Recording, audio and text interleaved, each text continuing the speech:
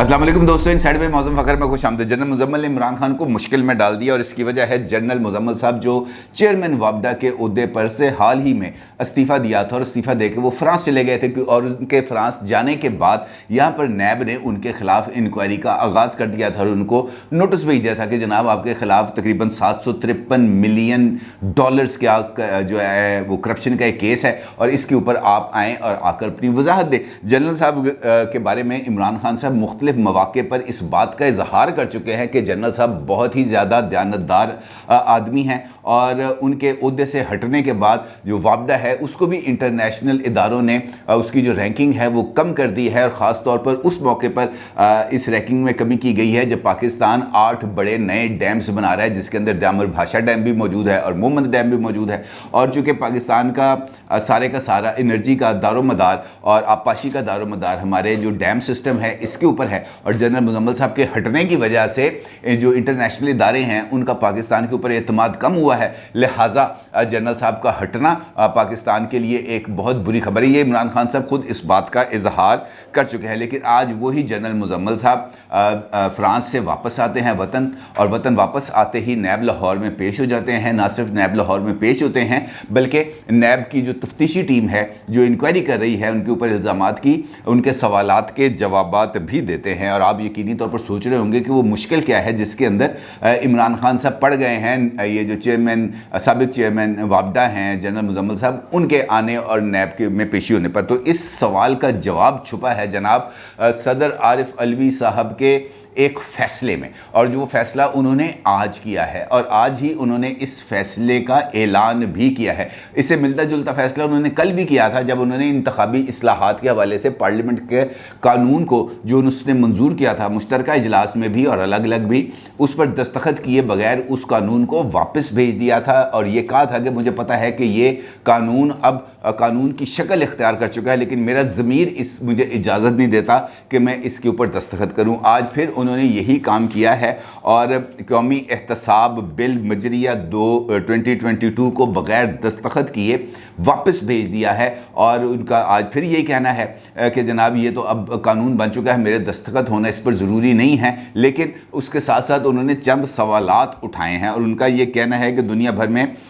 White collar crime पर काबू पाने की कोशिशें की जा रही हैं। सियासी अनासर का काला धन जो कि टैक्स चोरी, जराइम और बदअनवानी के दीगर ज़राए से हासिल किया जाता है कोई ऐसा निशान नहीं छोड़ता जिसका खोज लगाया जा सके। FATF भी एक ऐसी ही मिसाल है जो मनी लॉन्ड्रिंग की रोकथाम के लिए कई दहाइयों से काम कर रहा है। इसलिए हमें ऐसे मामलात पर इस्लामी फ़िक़ा से हदायत लेनी चाहिए। आरिफ अलवी ने यह कहा कि मुल्ज़म को ज़राए आमदन के बारे में सबूत पेश करना होते हैं कि जायदाद या दौलत कहाँ से और कैसे हासिल की। दौलत की मिल्कियत साबित करना इस्तगासा का जबकि दौलत के ज़राए साबित करना मुल्ज़म की ज़िम्मेदारी होता है। अब ये बात तो आप कहेंगे कि बड़ी सिंपल सी है लेकिन जो मयारात हम दूसरों के लिए मुकर्रर करते हैं वो मयारात हमें अपने लिए भी उन्हीं मयारात पर अमल दरामद करना चाहिए और उन्हीं मयारात को अपनाना चाहिए। और इसी से मुसावात का, इक्वालिटी का एक पहलू सामने आता है कि जनाब कानून सबके लिए बराबर है। ये तो नहीं हो सकता कि कानून मेरे मुखालफ के लिए जाबर होगा, सख्त होगा, उसके अंदर लचक नहीं होगी, लेकिन जो मेरी छतरी के नीचे होंगे कानून की बारिश उसके ऊपर नहीं बरसेगी, कानून की जो कड़ी धूप है उसको उसके साए के अंदर वो रहेगा। ऐसा मुमकिन नहीं है और ऐसा कहना बुनियादी तौर पर इसी बात को कंप्रोमाइज़ करना होता है कि हमारी पॉलिटिकल लीडरशिप कंप्रोमाइज़ पोजीशन में आ चुकी है और वो अपने पॉलिटिकल मफादात के लिए मुखालफ को तो तलवा देगी तेल में लेकिन अपने जो प्यारे होंगे उनको बचाने की कोशिश करेगी। और यही वजह है कि हमारे मुल्क के अंदर एहतसाब का निज़ाम कभी भी अपने पैरों पर खड़ा नहीं हो सका क्योंकि हम एहतसाब का कोड़ा अपने मुखालफ पर बरसाने के आदी हो चुके हैं। असूली तौर पर तो जनरल साहब के पेश होने के बाद इमरान खान साहब को अब फौरी तौर पर यह करना चाहिए कि उन्हें फ़रा साहिबा को वतन वापस बुलवाना चाहिए। अपनी अहलिया मोहतरमा से कहना चाहिए कि जनाब आप अपनी जो दोस्त हैं उनको वतन वापस बुलाएं और आके उनसे कहें कि वो नैब के 3 नोटिस उनको जा चुके हैं, वो आकर यहाँ पर पेश हो। ना सिर्फ ये बल्कि बहुत सारे और लोग जिनमें जुल्फ़ी बुखारी शामिल हैं, जिनके अंदर शेख रशीद शामिल हैं, जिनके अंदर उस्मान बुज़दार साहब शामिल हैं और उनके भाई शामिल हैं और इस तरह के दीगर जिनके खिलाफ इस वक्त मुख्तलिफ इंक्वायरीज चल रही हैं, उनको भी हदायत देनी चाहिए कि जनाब आप भी इन इंक्वायरीज के अंदर पेश हों और अपने लिए किसी किस्म का स्टे ऑर्डर ना लें। और इसके लिए सदर ममलिका जनाब आरिफ अलवी बतौर सदर बेशक इस किस्म की हदायत ना करें, लेकिन बतौर पार्टी वर्कर, चूँकि इस वक्त वो एक्ट पार्टी वर्कर के तौर पर कर रहे हैं, बतौर पार्टी वर्कर अपने पार्टी चेयरमैन को एक ख़त लिख सकते हैं कि जनाब ये मुसावात का जो दर्स आप देते रहते हैं, जो मुख्तलिफ आप अपने ट्वीट्स के अंदर इजहार करते रहते हैं, उसका अमली मुजाहरा आप खुद भी करें। क्योंकि आज ही की एक और ख़बर है जो इसी हवाले से रिलेट करती है कि साबिक वज़ीर आला पंजाब सरदार उस्मान बुज़दार साहब और उनके भाइयों के ख़िलाफ़ 2 मुकदमात दर्ज किए गए हैं। और इन मुकदमात में जो इल्ज़ाम है वो ये है कि सरकारी अराज़ी जालसाजी से इन्होंने अपने और अपने भाइयों के नाम मुंतकिल करा ली थी। और एंटी करप्शन ने ये मुकदमात दर्ज किए हैं। डीजी खान के डिप्टी कमिश्नर, उनकी इंक्वायरी रिपोर्ट की बुनियाद के ऊपर मुकदमात दर्ज किए गए हैं। और इसमें इल्ज़ाम है कि उस्मान बुज़दार ने 900 कनाल सरकारी ज़मीन की अलाटमेंट के बारे में जाली लेटर तैयार कराया। 1986 में जाली इंतकालात जो है वो दर्ज करवाए गए और जाहिर किया गया कि जनाब ये ज़मीन हमारी है, और फिर इस ज़मीन को हत्या लिया गया। उस्मान बुज़दार साहब और उनके भाइयों ने तौसा में करोड़ों रुपए मालियत की इस अराज़ी को जालसाजी से अपने नाम मुंतकिल कराया। ये एक आज की खबर है जो मैंने भी आपको पढ़ के सुनाई है, इसी से आगाज़ कर लेना चाहिए। बाकी तो हम बाद में देख लेंगे ना कि रिंग रोड स्कैंडल के अंदर क्या हुआ, शुगर स्कैंडल के अंदर क्या हुआ, आटा स्कैंडल के अंदर क्या हुआ, ये जो पेट्रोलियम स्कैंडल है उसके अंदर क्या हुआ, वो चीज़ें बाद में हैं। लेकिन कहीं ना कहीं से तो शुरुआत करनी है। अगर हमने वाक़तन पाकिस्तान में रियासत मदीना बनानी है तो रियासत मदीना की बुनियाद तो इंसाफ के असूल पर कायम हुई थी ना, या वहाँ पर तो मुसावात का असूल था। ख़ुद नबी करीम हज़रत मोहम्मद मुस्तफ़ा सल्लल्लाहु अलैहि वसल्लम ने इस बात का अमली इसका सबूत भी दिया था, इसका मुज़ाहरा भी किया था। उनका ये कहना था कि अगर मेरी बेटी फ़ातिमा रज़ियल्लाहु तआला अन्हा भी अगर कोई जुर्म करे तो उनको भी वैसी ही सज़ा मिलनी चाहिए जैसे बाकी लोगों को मिलती है। तो वहाँ पर तो एक इक्वालिटी का असूल तय कर लिया गया था। लेकिन इमरान खान साहब के पास ये एक रियासत मदीना का इस्लामिक टच तो है, लेकिन रियासत मदीना को बनाने के लिए जो इंसाफ के सुनहरी असूल मुतय्यन किए गए थे उन पर अमल दरामद का हौसला नहीं है। क्योंकि अगर वो ऐसा करेंगे तो बहुत सारे मामलात के खुरे खुद बनी गाला तक पहुंच जाएंगे, चाहे वो लाहौर से स्टार्ट हों, चाहे वो इस्लामाबाद से स्टार्ट हों, चाहे वो कराची से स्टार्ट हों, और चाहे वो रावलपिंडी से निकलें। खुरे उस तरफ जाएंगे और जब वहाँ पर पहुँचेंगे तो फिर बहुत ज़्यादा मुश्किलात पेश आ जाएंगी इमरान खान साहब के लिए। और यही वजह है कि वो आज तक सिर्फ एहतसाब को नारे के तौर पर ही इस्तेमाल करते हैं। अगर ऐसा ना होता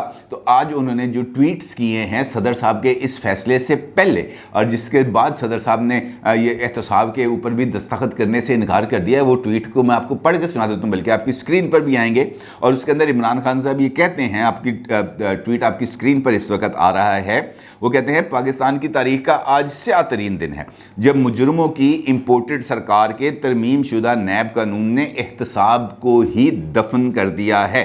तब्दीली हुकूमत की अमरीकी साजिश के ज़रिए महज मुजरमों के इस टोले को एक और NRO देने के लिए पाकिस्तान की पूरी मईशत जमा सियासी निज़ाम को पटड़ी से उतारा गया। नून लीग का खुरम दस्तगीर इसकी तस्दीक कर चुका है। हमारे रसूल मोहतरम सल्लल्लाहु अलैहि वसल्लम के फरमान का मफहूम है कि तबाही उन माशरों का मुकद्दर बनती है जहाँ कमज़ोर की पीठ पर तो ताज़ीर का कोड़ा बरसता है मगर ताकतवर कानून की पहुँच से दूर रहते हैं। आज नैब की इस तरमीम शुदा कानून के साथ हम वाइट कॉलर क्राइम के मुजरमों को एहतसाब से मुबर्रा करते हुए तबाही की जानिब बढ़ रहे हैं। इस मुजरिम माफिया को NRO दोम मिलेगा और नैब के ज़ेरे तफ्तीश 1200 अरब रुपए में से 1100 अरब मालियत के मुकदमात अब नैब के दायरा कार से निकल जाएंगे। तारीख़ पाकिस्तान के ख़िलाफ़ इस साजिश के मंसूबा साजों और इसे कामयाब बनाने वालों को फरामोश करेगी और ना ही कभी माफ़ करेगी। मतलब उन्होंने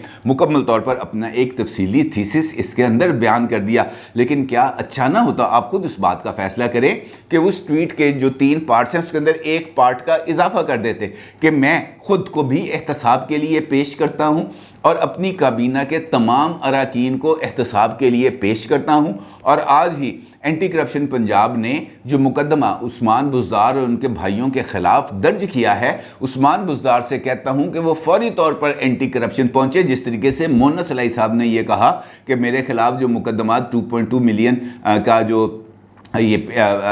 وہ انہوں نے کیا ہے شوگر سکینڈل کا، میں پیش ہوں گا۔ پھر وہ ایف آئی اے کے بلائے بغیر وہ ایف آئی اے میں پہنچے بھی 4 گھنٹے تک انہوں نے سوالات کے جواب دیے، یعنی انہوں نے اپنی اسپرٹ کا مظاہرہ کیا کہ میں جناب قانون کا سامنا کرنے کے لیے تیار ہوں۔ وہ بہت اچھی مثال انہوں نے قائم کی، یقینی طور پر اس پہ کوئی دو رائے نہیں ہے۔ کیا عمران خان صاحب اپنے ایک ٹویٹ کے اندر، اس تھریڈ کے اندر ایک اور چوتھے پارٹ کا اضافہ کرتے ہوئے اپنے لیے بہت زیادہ تعریفیں سمیٹ سکتے تھے، لیکن انہوں نے مجال ہے کہ ایسی کوئی جو ہے وہ ایسی بات کی ہو کہ ہم احتساب سے مبرہ نہیں ہیں، ہمیں بھی احتساب کے دائرے میں آنا چاہیے۔ قانون کی بات بعد میں ہے، قانون درست ہے، قانون غلط ہے، اگر قانون غلط ہے تو وہ اس کو درست بھی کیا جا سکتا ہے، اور اگر درست ہے تو اس کو مزید بہتر بھی بنایا جا سکتا ہے۔ اگر قانون غلط ہے تو اس کو عدالت میں چیلنج کر کے اس کو کالا دم بھی قرار دیا جا سکتا ہے۔ ہمارے ملک میں اس بات کی بے شمار مثالیں موجود ہیں جہاں پر آئینی ترامیم کو بھی سپریم کورٹ آف پاکستان میں، جو پارلیمنٹ کی 2/3 اکثریت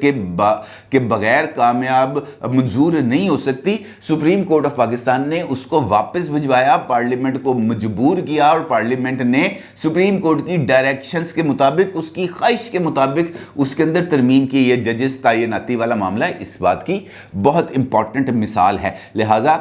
اس کے اندر تو اب کوئی دو رائے موجود نہیں ہے، کیونکہ اگر ایسا نہ ہوتا تو عمران خان صاحب جب خود پرائم منسٹر تھے اور انہی کے دور کے اندر رنگ روڈ سکینڈل آیا تھا،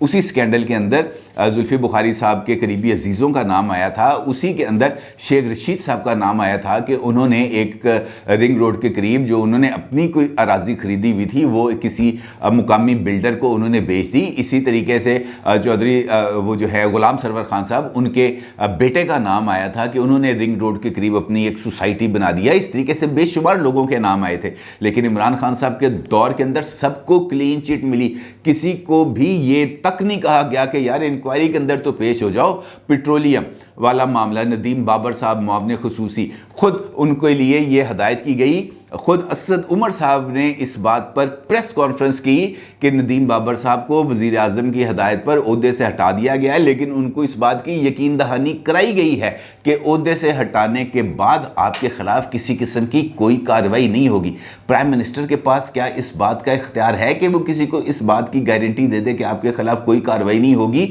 اور اس صورت میں جب پیٹرولیم کا جو سکینڈل تھا اس کے اندر ندیم بابر صاحب اور عمران خان صاحب کے قریبی دوستوں کے نام آ رہے تھے، یہ اس وقت انکوائری ہوئی تھی جب انٹرنیشنل مارکیٹ کے اندر پیٹرول $6-7 پر بیرل پر چلا گیا تھا، جو اس وقت $120 پر جا چکا ہے۔ اور اس وقت اگر ہم پیٹرول کو اس کو ہم فیوچر کے سودوں کے اندر اس کو ہم اگر خرید لیتے تو پاکستانی قوم کو اس کا فائدہ ہی ہونا تھا، لیکن اس وقت ندیم بابر صاحب کا یہ کہنا تھا کہ ہمارے پاس تو پیٹرول رکھنے کی جگہ ہی نہیں ہے، ہم پیٹرول نہیں خرید سکتے، اور وہ جو لو پرائسز والا تھا وہ ٹائم ہم نے گزار دیا، پھر ہم نے ہائی ٹائم کے اوپر جب پرائسز اوپر چلی گئی تب ہم نے پیٹرول کی خریداری کا آغاز کیا۔ تو کہنے کا مطلب یہ ہے کہ اگر ہم نے ہائی مورل گراؤنڈز دوسروں کے لیے بنانی ہیں تو ہمیں وہ ہائی مورل گراؤنڈز اپنے لیے بنانی چاہیے۔ اگر ہم یہ کہتے ہیں، فواد چودھری صاحب نے ٹویٹ کیا ہے کہ ابھی یہ جو ترامیم کی گئی ہیں نیب کے قانون میں، اس کا جو فائدہ ہے، اس کی شک 21 میں تبدیلی کا فائدہ پہنچے گا، مریم نواز صاحبہ کو 22 کا فائدہ پہنچے گا، احسن اقبال کو 23 کا فائدہ پہنچے گا، سعد رفیق کو اس طریقے سے انہوں نے ایک ٹویٹ کیا ہے کہ یہ جو نیب قوانین کے اندر تبدیلی ہے، انہوں نے اس بات کو اسٹیبلش کرنے کی کوشش کی ہے کہ اس کا فائدہ ان مقدمات میں پہنچے گا جو اس وقت موجودہ حکومت کے یا موجودہ حکمران جماعت کے جو افراد ہیں ملوث، ان کو فائدہ پہنچے گا۔ لیکن وہ یہاں پر یہ بات بھول گئے جاتے ہیں کہ قانون سب کے لیے ہے۔ دیکھیں، اگر قانون کے اندر تبدیلی کر دی گئی ہے اور اس تبدیلی کا کسی ملزم کو فائدہ مثال کے طور پر پہنچ بھی رہا ہے، اور اس کے بعد آپ کے پاس فورم موجود ہیں، ہائی کورٹ کا فورم موجود ہے، آپ کے پاس سپریم کورٹ کا فورم موجود ہے، آپ وہاں پر جا سکتے ہیں، ان قانون کو چیلنج کر سکتے ہیں، لیکن اس کے لیے آپ کو اپنے لیے خود بھی وہی پیمانے سیٹ کرنا پڑیں گے کہ جناب ہم نے تو کسی کو رعایت نہیں دی۔ اور اگر عمران خان صاحب کے دور کے اندر شوگر کمیشن بنا تھا تو اس شوگر کمیشن کو جان بوجھ کر مارز التوا میں اس کی رپورٹ کو خود عمران خان صاحب کی حکومت نے ڈالا تھا، کیونکہ جہانگیر ترین صاحب نے اس وقت ان کو نتھ ڈال دی تھی. ان کو کہا تھا کہ اگر میرے خلاف کسی قسم کی کوئی کارروائی ہوئی تو یہ سارے کے سارے لوگ آپ کے خلاف کھڑے ہو جائیں گے اور آپ کے لیے حکومت کرنا مشکل ہو جائے گی. لیکن اس وقت عمران خان صاحب نے اپنی حکومت کو بچانے کے لیے جہانگیر ترین صاحب کے ساتھ NRO کیا تھا. تو عمران خان صاحب تو بھول جاتے ہیں لیکن تاریخ نہیں بھولے گی. لہٰذا ہمیں اگر ہائی مورل گراؤنڈز اور ایکویلٹی کی بنیادیں چاہیے تو پھر وہ سب کے لیے ہونی چاہیے. احتساب دوسروں کے لیے، میرے مخالفین کے لیے ہو تو بہترین ہے، میرے اپنے اور میرے اپنوں کے لیے ہو تو وہ بدترین ہے. اس روش کو اب ہمیں چھوڑنا پڑے گا، ہمیں اب آگے بڑھنا پڑے گا اور احتساب سب کے لیے ہونا چاہیے، یکساں اصول کی بنیاد پر ہونا چاہیے، برابری کی بنیاد پہ ہونا چاہیے اور انصاف کو کسی بھی صورت کمپرومائز نہیں ہونا چاہیے. اپنی رائے کا ضرور اظہار کیجیے گا. آپ کو بہت شکریہ. اللہ حافظ.